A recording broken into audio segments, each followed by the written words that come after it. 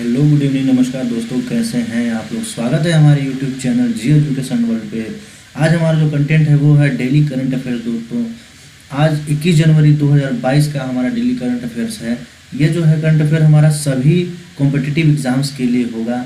तो चलिए आगे की क्लास शुरू करते हैं। आज क्लास शुरू करने से पहले दोस्तों आज का जो हमारा थॉट है वो हम जान लेते हैं।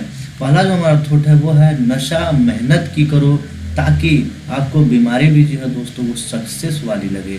सेकंड जो हमारा थॉट है वो है कामयाबी मुझे ना मिले ये अलग बात है, पर मैं मेहनत ही ना करूं ये तो गलत बात है। कितनी अच्छी बात है दोस्तों कि मेहनत करना, तभी आपको मेहनत से क्या होगा, सक्सेस मिलेगा।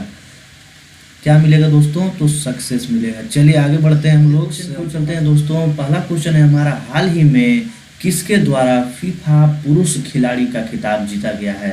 तो हाल ही में जो है वो खिताब जीता गया है रोबर्ट लेवांडोस्की के द्वारा।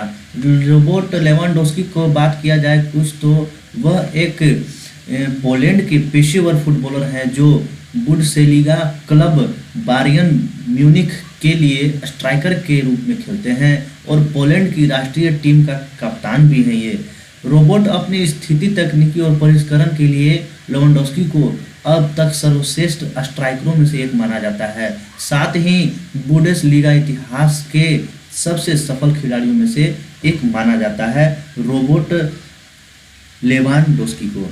चलिए आगे का हमारा जो क्वेश्चन है वो सेकंड क्वेश्चन है, हाल ही में नारायण देवनाथ का निधन हुआ, वे कौन थे? नारायण देवनाथ कहा जाए तो वो एक लेखक थे जो कार्टूनिस्ट और बंगाली कॉमिक कैरेक्टर बनाते थे।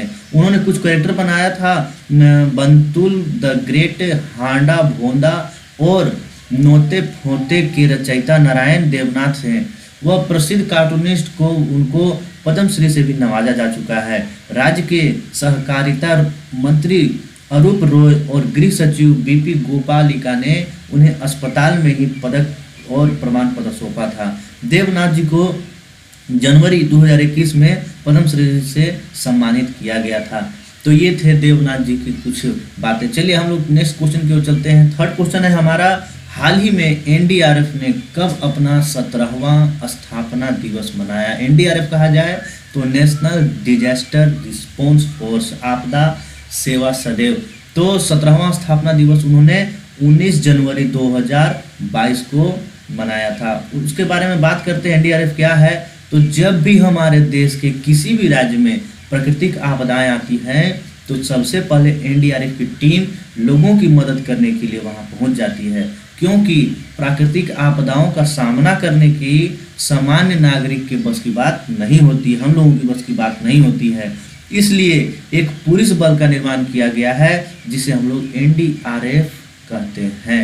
चलिए नेक्स्ट क्वेश्चन की ओर चलते हैं। चौथा जो हमारा क्वेश्चन है, हाल ही में 2022 में राष्ट्रीय स्टार्टअप दिवस कब मनाया गया? हाल ही में नेशनल स्टार्टअप दिवस मनाया गया आपका 16 जनवरी 2022 में, नेशनल स्टार्टअप डे। तो इसके बारे में कुछ और बातें जान लेते हैं। देश में अब हर साल जो है वो 16 जनवरी को राष्ट्रीय स्टार्टअप दिवस, नेशनल स्टार्टअप डे के रूप में मनाया जाएगा। ये प्रधानमंत्री नरेंद्र मोदी जी ने शनिवार को इस बात को अनाउंसमेंट की है। पीएम मोदी जी ने देश की स्टार्टअप यूनिट को नए भारत का आधार स्तंभ बताया है।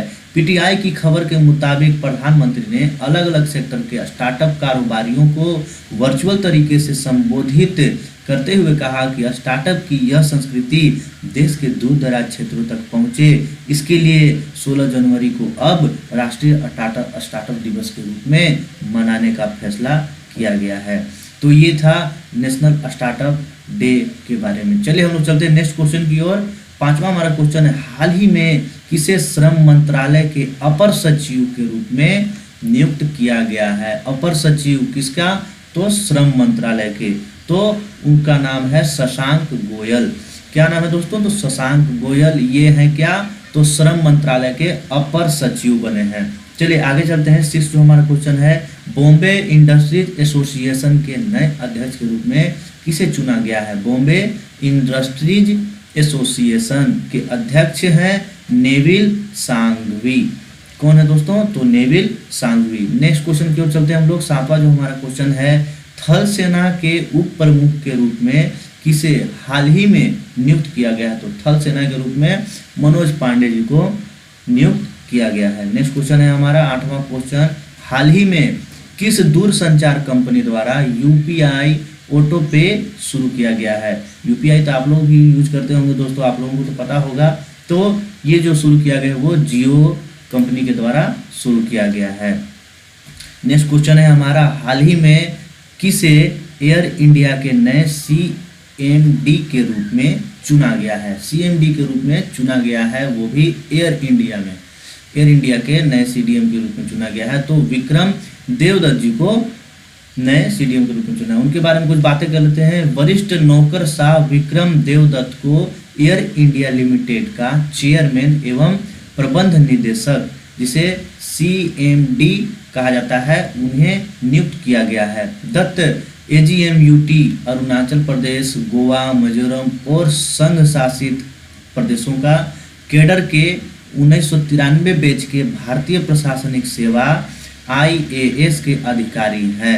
वह वर्तमान में दिल्ली सरकार के प्रधान सचिव, पर्यटन सचिव के रूप में है। चलिए लास्ट जो हमारा क्वेश्चन है 10वां क्वेश्चन, वो जानते हैं, हाल ही में किस देश के वैज्ञानिकों के द्वारा धरती पर कृत्रिम, जिसे आर्टिफिशियल कहा जाता है, कृत्रिम आर्टिफिशियल चंद्रमा बनाया गया है? तो हाल ही में ये दोस्तों चीन के द्वारा आर्टिफिशियल चंद्रमा बनाया गया है। चीन ने एक कृत्रिम चंद्रमा आर्टिफिशियल लो ग्रेविटी रिसर्च फैसिलिटी, ये कहा जाता है इसको, लो ग्रेविटी रिसर्च फैसिलिटी बनाई है। इसमें वैज्ञानिकों द्वारा शक्तिशाली चुंबकों का उपयोग करते हुए गुरुत्वाकर्षण को नियंत्रित किया जा सकता है। साउथ चाइना मॉर्निंग पोस्ट के अनुसार इस स्थान पर गुरुत्वाकर्षण इतने निम्न स्तर पर किया जा सकता है कि यह सफलतापूर्वक चंद्रमा के गुरुत्वाकर्षण का अनुकरण कर सके। यह रिसर्च फैसिलिटी निर्वात कक्ष के अंदर गुरुत्वाकर्षण को नियंत्रित कर सकती है। यह कक्ष 60 सेंटीमीटर व्यास का है और इसमें पृथ्वी के गुरुत्वाकर्षण खिंचाव को गायब कर देती है। तो चीन ने ये देखिए आर्टिफिशियल एक चंद्रमा बनाया है। तो ये था हमारा लास्ट क्वेश्चन। और वीडियो अगर दोस्तों अच्छा लगा होगा तो हमारे चैनल को सब्सक्राइब कर लीजिएगा, वीडियो को शेयर कर लीजिएगा, और हमारा वीडियो अगर अच्छा लगा होगा तो लाइक जरूर कर दीजिएगा। चलिए आज के लिए इतना ही, थैंक यू। मिलते हैं अगले नेक्स्ट करंट अफेयर में।